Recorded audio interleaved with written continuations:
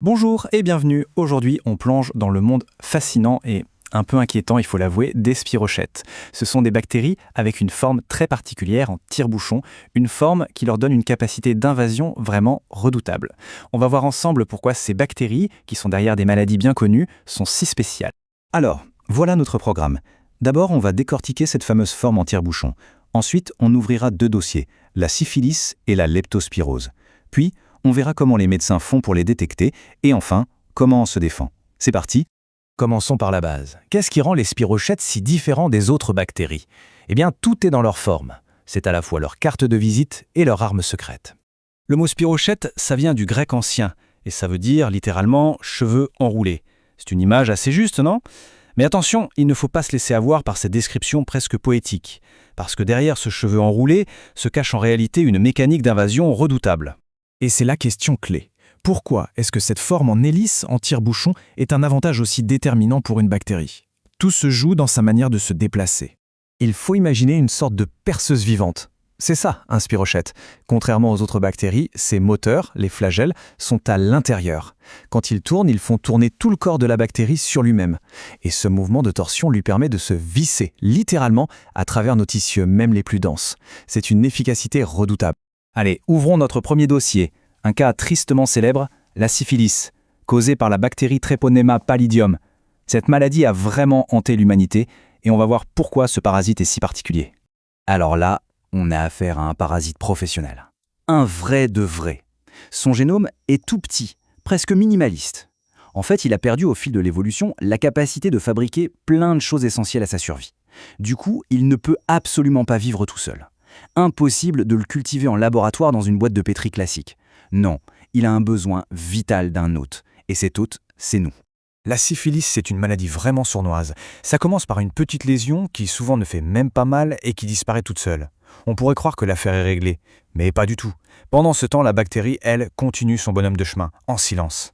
Elle se propage dans tout le corps et peut se cacher pendant des années, avant de refaire surface de façon explosive avec des dégâts parfois catastrophiques. Ce qu'il faut retenir, c'est que la syphilis est une maladie 100% humaine. Elle n'a pas de réservoir animal, elle ne survit pas dans la nature. Sa transmission se fait presque exclusivement par contact direct, le plus souvent sexuel, ou alors de la mère à son enfant. Bon. Si la syphilis est un parasite totalement dépendant de l'homme, notre deuxième cas, la leptospirose, nous montre une stratégie complètement différente. Ici, la bactérie Leptospira a trouvé un moyen de se servir de l'environnement comme d'un complice.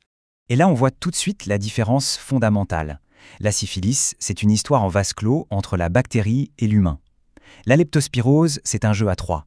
La bactérie, les animaux, surtout les rongeurs, et l'environnement qu'ils contaminent. Leptospira est bien un spirochète, mais elle a sa petite touche personnelle. Des extrémités recourbées en forme de crochet, un peu comme un point d'interrogation.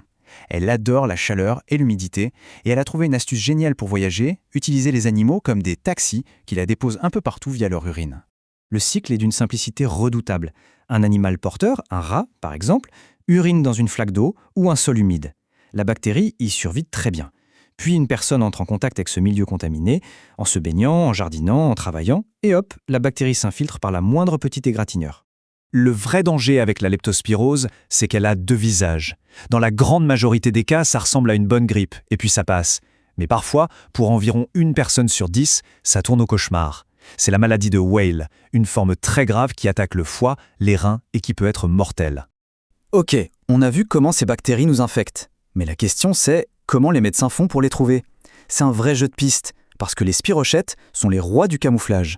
Et c'est un vrai défi. Ces bactéries sont si fines qu'on ne les voit pas avec les colorations classiques des laboratoires. Et les cultiver, c'est soit mission impossible pour la syphilis, soit extrêmement long pour la leptospirose. Il a donc fallu trouver d'autres astuces. Puisqu'on ne peut pas voir l'ennemi directement, on va chercher les traces de son passage. C'est le principe de la sérologie. On cherche les anticorps que notre système immunitaire a fabriqués pour se battre. Pour la syphilis, la stratégie se fait en 2 temps. Un premier test de dépistage assez large, puis un deuxième, beaucoup plus spécifique, pour confirmer que ce sont bien les bons anticorps. C'est une double vérification. Pour la leptospirose, par contre, tout est une question de timing. Au tout début de l'infection, quand la bactérie est encore dans le sang, on peut la pister en cherchant son ADN. C'est un peu comme une enquête policière. Mais quelques jours plus tard, La bactérie a disparu du sang, et c'est là que les anticorps deviennent nos meilleurs indices pour poser le diagnostic. Une fois que l'ennemi est démasqué, il faut passer à l'attaque. Et la bonne nouvelle, c'est que contre ces envahisseurs en tire-bouchon, on a des armes qui fonctionnent très bien.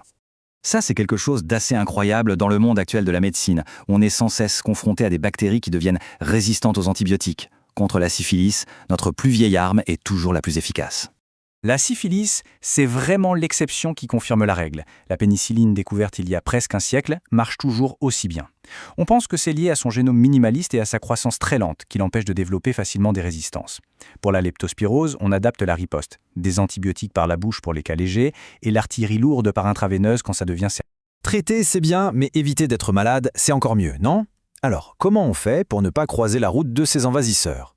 Logiquement, les stratégies de prévention sont complètement différentes. Pour la syphilis, une maladie de contact humain, la défense repose sur la protection lors des rapports sexuels et sur le dépistage. C'est la clé.